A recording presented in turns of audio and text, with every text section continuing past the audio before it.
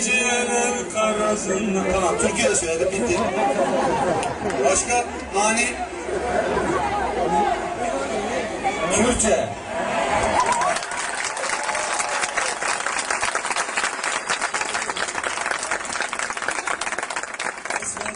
Dilimin şu esam siz almaya gibi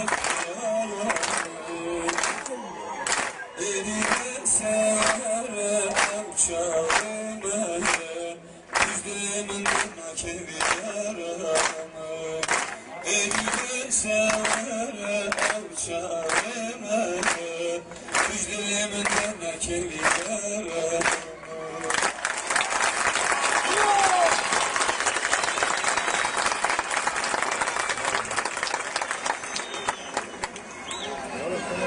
Ya ben türkücü değilim ulan. Lan yaklaşmayın. Ya bir şey söyleyeyim mi? Festival dolayısıyla burada muhteşem sesli kardeşlerimiz var. Onları söyleyecek. Ben türkücü değilim ki. Hı? Ayrıca bu türkünün ikinci kıtasını da bilseydim emin olun söylerdim. Ya manyağa bak, ona stand up diyor lan.